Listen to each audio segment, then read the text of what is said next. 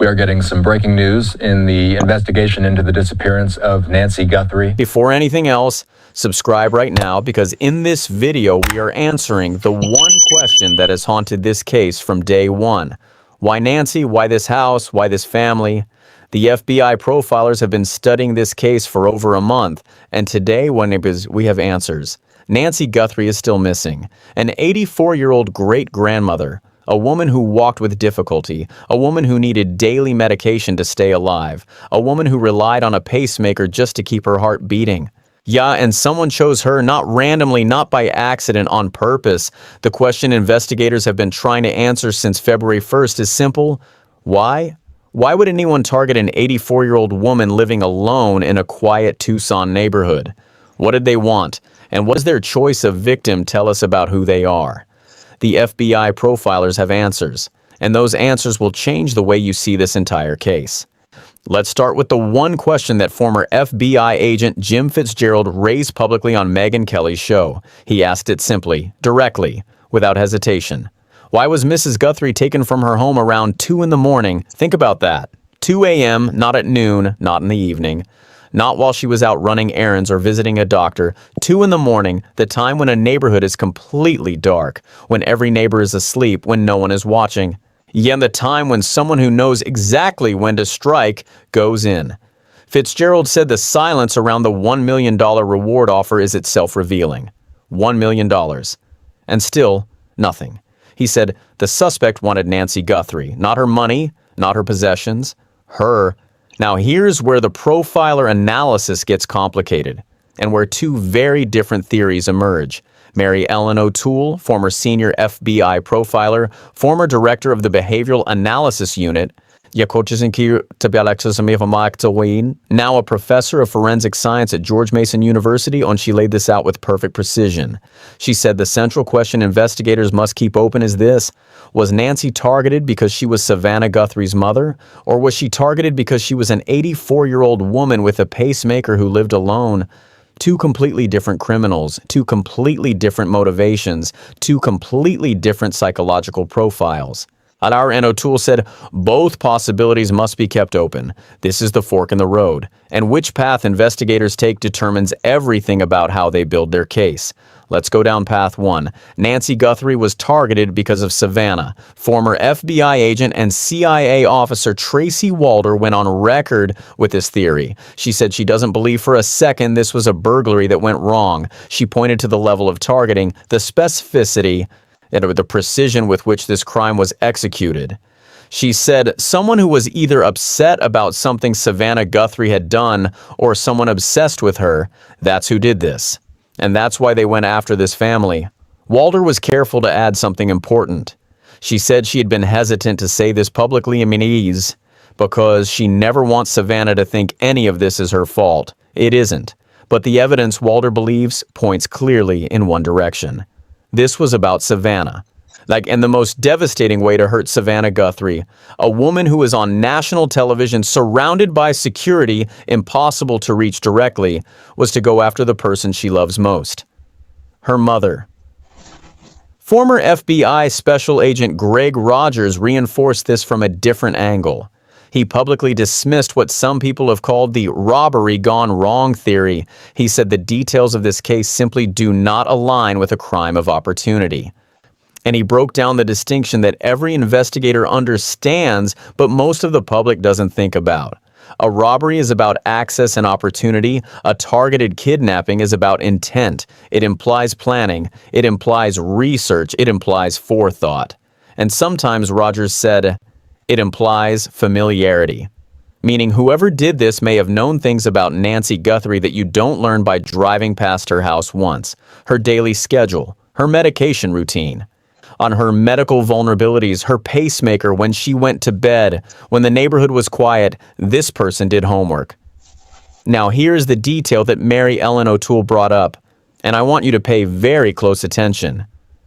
She was watching the doorbell camera footage from the night of February 1st, and she said the thing that stood out most to her was not what the suspect did, it was how he felt while doing it. She said the first thing she looks for at a crime scene is simple. Was the offender as nervous as the situation called for?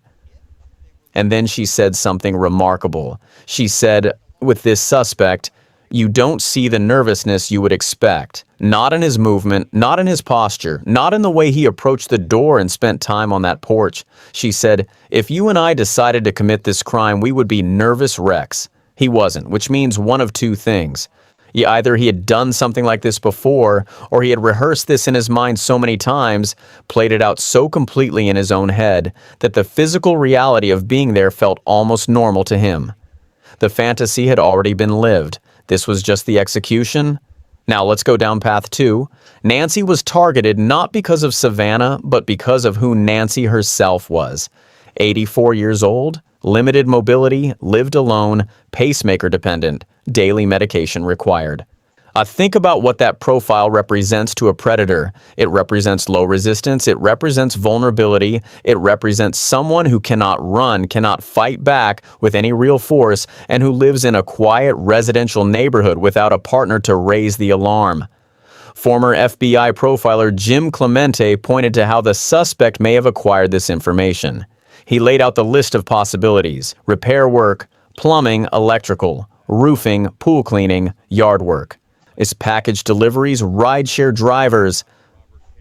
Any routine service professional who had ever been to that home, even once, even briefly, even years ago, would have had the opportunity to assess Nancy Guthrie's vulnerability. And if that person had a fixation, if that person had already been watching from a distance, what they saw was a window, an 84-year-old woman alone, no dog, no partner, no alarm system visible, living on a quiet street. And they decided to use it. Here is where the two theories, Savannah's enemy or Nancy's predator, actually converge. Because former FBI profiler Greg McCrary, one of the founding architects of modern criminal profiling, described something that bridges both possibilities. He talked about a specific personality type, someone who had been casing this neighborhood, driving past, watching, observing, but also as potentially someone celebrity-focused. Someone who had developed a fixation on the Guthries specifically. And he said it could be both. Someone who noticed Nancy, who discovered through normal life she was Savannah's mother, and who built a fantasy that connected both women, one famous, one vulnerable, into a single, terrifying plan. McCrary said, if somebody fits the physical description, seems to have had some fixation on the Guthries before this, and has now disappeared from their normal routine, those things start stacking up. And that, he said, Dawn, is the kind of lead that needs to be reported immediately. Now I want to talk about the Zodiac comparison because it matters. Mary Ellen O'Toole said something in an interview that most people glossed over. She said, the offender is very likely preoccupied with the media coverage of this case. And then she mentioned the Zodiac killer by name, the Zodiacian who sent letters to newspapers, who taunted investigators publicly, who craved the media attention that his crimes generated. O'Toole said she keeps that in mind when looking at this case. The suspect chose to go to a news station with a ransom note. He went to TMZ. He made demands that he knew would be public. He didn't just want Nancy Guthrie. He wanted the world to watch what he had done. He wanted Savannah Guthrie on television begging. He wanted the story on every front page. He wanted to feel powerful, feel significant in a way his normal life had never allowed him to. And right now, he is almost certainly watching every news report, every development, every update, including this one. Let's talk about the backpack, the 25-liter Ozark Trail backpack. The one the suspect was wearing on the night Nancy disappeared. This detail matters more than most people realize. When the backpack was first identified, investigators noted it was exclusive to Walmart, only sold at Walmart. But then Sheriff Nano said something that opened a new angle entirely. He said maybe it wasn't purchased at a Walmart store. He pointed out that a Walmart exclusive product can still end up on eBay, on Facebook Marketplace at a garage sale. Which means the purchase trail, the one investigators were hoping would trace directly back to the buyer, may lead somewhere murkier, secondhand, anonymous, untraceable through a normal retail transaction. Whoever planned this crime thought about that, or, more chillingly, they didn't plan that far ahead. And just got lucky. Either way, investigators are still tracing the backpack, and still looking. Now here's the forensic piece that the profilers believe could break this case open. The suspect didn't fully cover his mouth. Jim Clemente pointed to this immediately after the doorbell camera footage was released. The ski mask, the gloves, the tight clothing from the waist up, all of that deliberate forensic awareness. And then the mouth, partially exposed, which means breathing, saliva. Took cellular material, DNA, and not just any DNA, the kind that can be run through genetic genealogy databases. This is the same method that caught the Golden State Killer after 40 years. If you haven't subscribed yet, do it right now, because in our next video, we are going to break down the full behavioral profile of this suspect in detail. The specific warning signs the people around him almost certainly saw. The pre-offense behavior Jim Clemente described.